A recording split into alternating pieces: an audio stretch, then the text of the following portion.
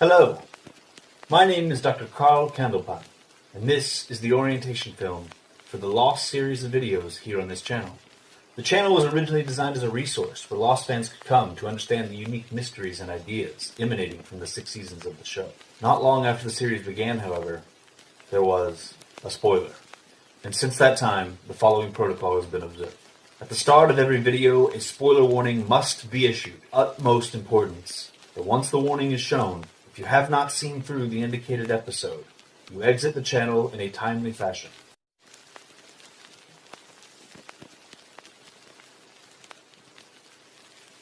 Namaste, and good luck.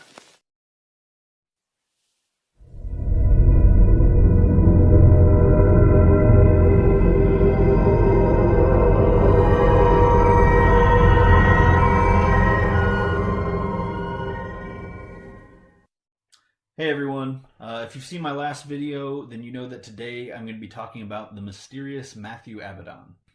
But first I wanted to put this little disclaimer up front. I came across the main component of this theory shortly after the Season 4 episode Cabin Fever aired, back in 2008. So we're talking about 12 years ago. I was immediately a fan of this idea, as I felt it recontextualized that episode's scene between Locke and Abaddon in a really cool way.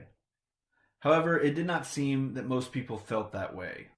I remember there being quite a few rude responses to it. Furthermore, over the years, this theory, or at least part of it, has been posted on the Lostpedia Matthew Abaddon Theories page at least twice, once by myself. But in doing some research for this video, I discovered it had once again been removed from that page, despite it having just as much merit as any other theory on there. More than some, quite frankly. All of this is to say, this just might be the most divisive theory I personally subscribe to. So if you happen to be one of the people that doesn't like it, that is perfectly okay. All I ask is that you hear me out. Keep an open mind to the end of the video. Let me make the case and present the evidence, and if by the end of the video you are still not on board, the good news is this is just my own personal theory and interpretation. Also, I will be discussing a certain aspect of the Lost epilogue that came on the final season DVD and Blu-ray box sets. If you haven't seen this 12-minute video, there should be a link on the screen right now, and in the description below. I know some people, especially those that have discovered the show more recently, sometimes don't know about this epilogue. So I want to make sure I give anyone who hasn't seen it a chance to do so before I spoil something you might potentially enjoy. With that out of the way, let's get lost.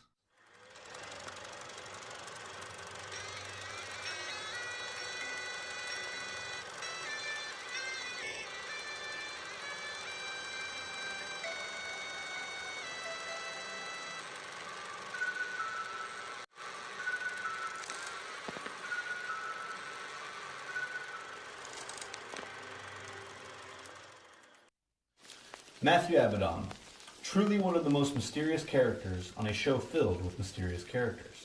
Chronologically, the first time we see him is when he appears to Locke as an orderly, shortly after John became paralyzed. That's a miracle, Mr. Locke.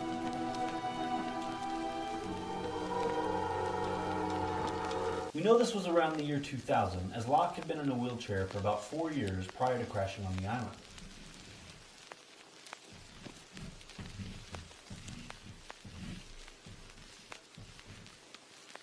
Matthew tells John he should go on a walkabout, seemingly knowing this advice will lead John to the island.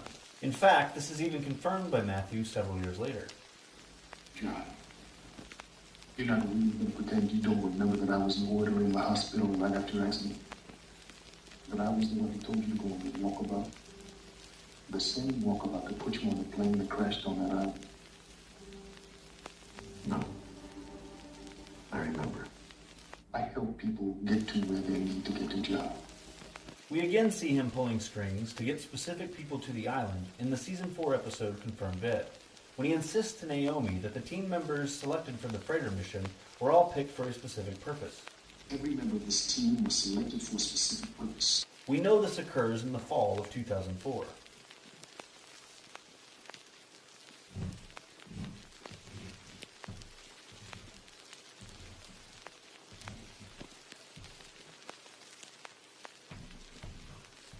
Continuing along chronologically, we next see Abaddon when he visits Hurley at Santa Rosa, claiming to be an attorney for Oceanic Airlines. I'm an attorney for Oceanic Airlines. I'd like to see a business card.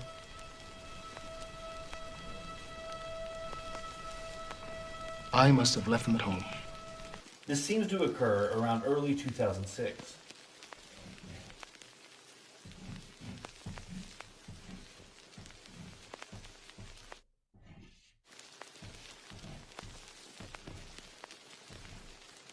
And finally, we have his last appearance in the Season 5 episode, The Life and Death of Jeremy Bentham, in which he escorts Locke around to visit various 815 survivors. This takes place around the fall of 2007.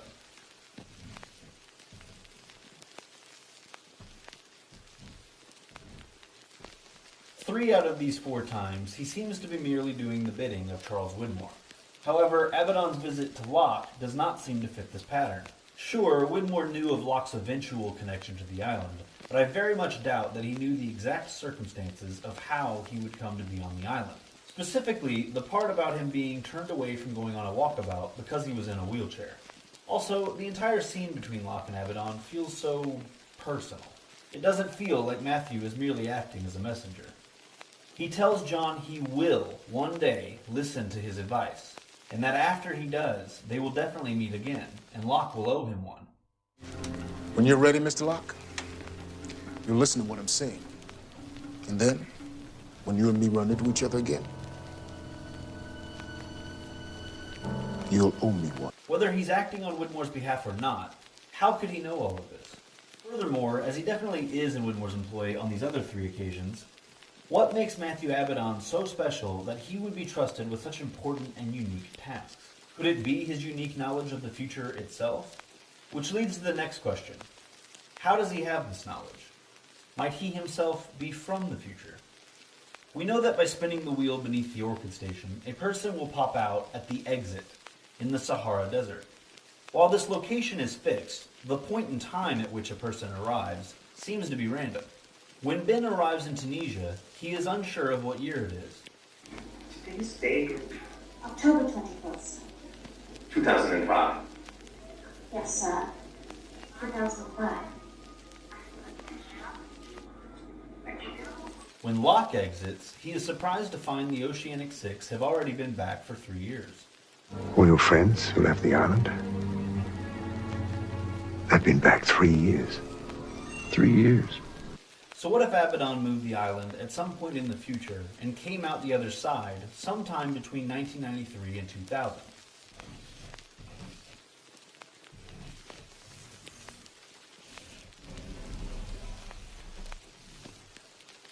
We know that after he was exiled, Widmore made sure to have the exit watched. Even before a surveillance camera was set up, armed locals were posted nearby. Yes, yours here. Hello. What? قاعد وينك؟ No, wait.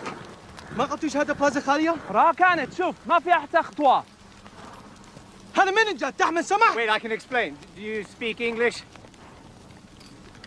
If Abaddon arrived during this window, Widmore would undoubtedly have intercepted and interrogated him.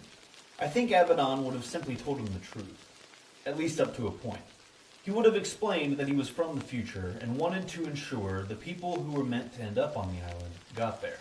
Maybe he also would have explained that Widmore would indeed be able to return to the island someday if things played out accordingly.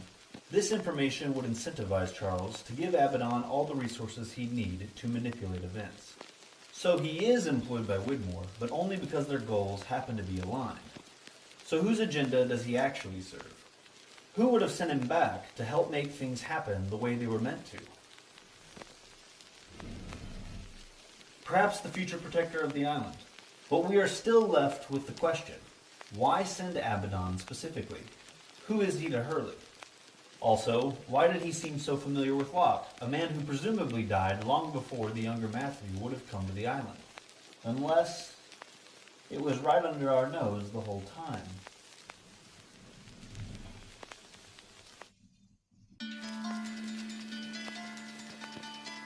Let me ask you something. Do you believe in miracles? No, I don't believe in miracles. Mr. Locke said a miracle happened. You should. I had one happen to me. Yeah, well, a miracle happened to all of us, Paul. Survived the plane crash. So that's Michael Dawson's son, huh? Yeah, Boy's got the key. Well, what's a walkabout? It's a journey of self-discovery.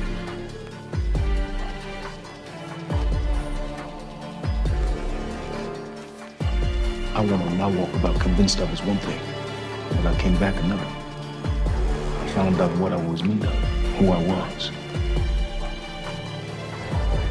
I'll give you two surprises. Hello. My name is Matthew Abaddon. Hey, Harley.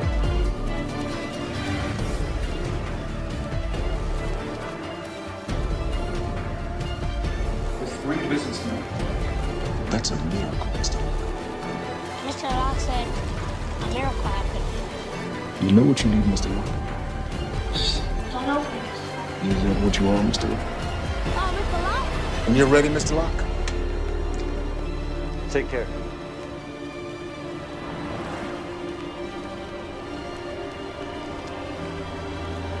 I take it you didn't invite him along.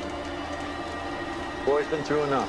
According to this theory, from Locke's perspective, the next time he runs into Matthew is when he meets Walt on the island, just after having finally listened to Abaddon's advice. And how does he repay this person to whom he owes one? He takes him under his wing. He teaches him things. Backgammon's the oldest game in the world. Archaeologists found sets when they excavated the ruins of ancient Mesopotamia. He finds his dog.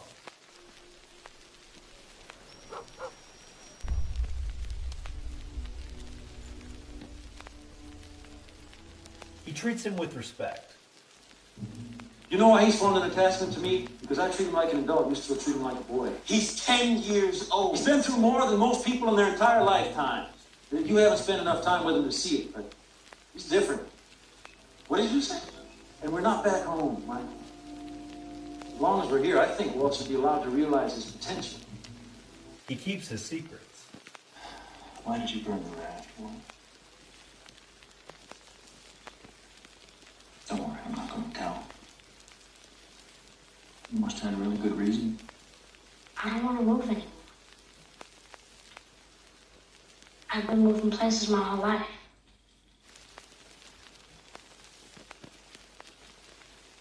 I like it here.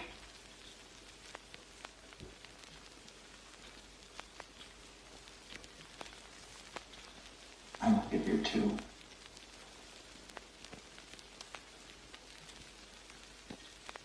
Above all, he helps him realize his potential, who he is, what he's made of. See this knot, Walt? I want you to aim for it. Right here. Focus on it.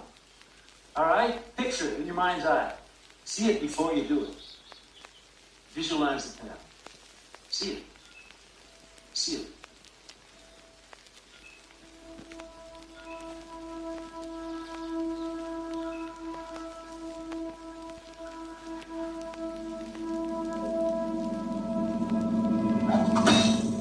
Whoa. Yes! You had it in your wall. It was weird. I actually saw it in my mind or something, like it was real. Who's to say it wasn't? Hey! So why does this theory tend to be unpopular? In my opinion, a big reason is because it means Matthew Abaddon's disappointing end becomes Walt's disappointing end.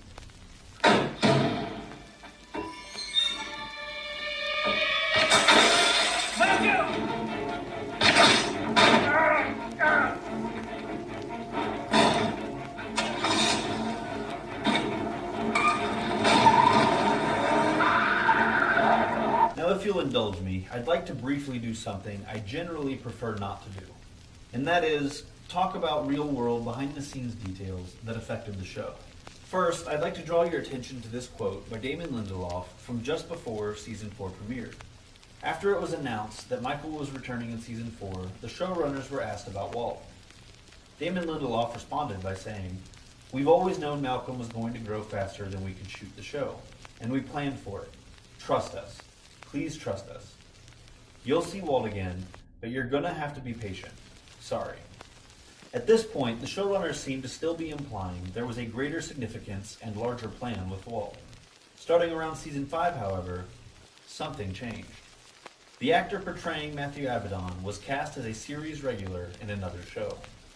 Last August, Reddit opened up about this scheduling conflict in an interview with The Hollywood Reporter. When the actor took a role on Fringe, he did not realize it would result in him being killed off in Lost. Later on, the article states, eventually, on Lost Season 4, he was cast as Matthew Abaddon, who was supposed to become a major character in Season 5, until he was cast on Fox's Fringe by Lost co-creator J.J. Abrams. Later on, Reddit continued, to be perfectly frank, before I was cast on Fringe, the intention was to have the character, Abaddon, become a series regular and major character in Season 5. And then being cast on Fringe just threw a wrench in it. If I think about it too much, I'll get pissed off. When I was cast on Fringe, I was told that I'd be able to continue recurring on Lost. And in the very first episode that I did on Lost, in the middle of Fringe Season 1, they killed me.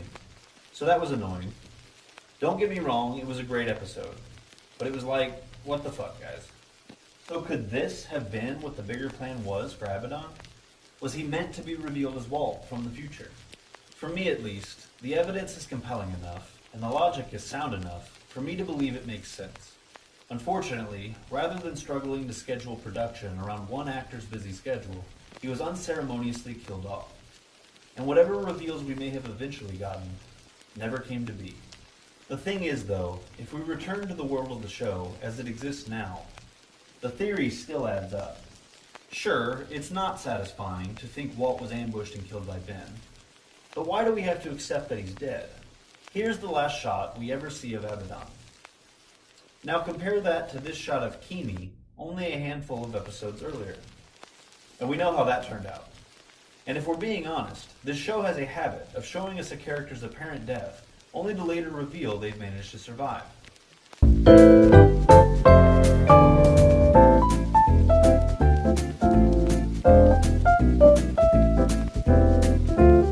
Personally, I can totally buy that someone who is as special as Walt was as a kid could manage to survive those injuries by the time he's a fully grown man. We know from characters like Locke, Rose, and of course Jacob, that rapid healing is in fact an ability that exists within the world of the show. So I don't think it would be unreasonable for us to assume he may have survived this attack. And then maybe by the time he finished healing up, the conflict with the Men in Black had already been resolved. And perhaps at this point, he simply returned to the island, which was now under Hurley's care. Upon doing so, he could even then explain to Hurley who he is, and the critical role he played in bringing about the Man in Black's defeat. This would ensure that Hurley goes to find young Walt and rescue him from Santa Rosa, giving him his new purpose. I talk to you about a job. Together, they can help his father Michael and the other lost souls trapped on the island to move on. And then, once he's older, he can move the island itself and complete the loop. And that, folks, is not only my theory and explanation for who Matthew Abaddon was, why he behaved the way he did, and how he knew the things he knew, but also the mystery of Walt and what his purpose in the show was. By bringing these two seemingly unresolved mysteries together, we've killed two birds with one theory, or two birds with one window. Until next time, namaste and good luck. Hey guys, thanks again for watching this video. To get notifications when more videos like this one come out, simply click up here to subscribe. In the meantime, if you'd like to check out more theory videos like this one, simply click right up here. Or, if you'd like to check out this cool talk show filmed in an abandoned Dharma broadcast studio, click right over here. As always, if you have any thoughts on this video, be it questions or alternate theories of your own, please do comment those things below. I hope to hear from you guys, and I hope to see you in the next one.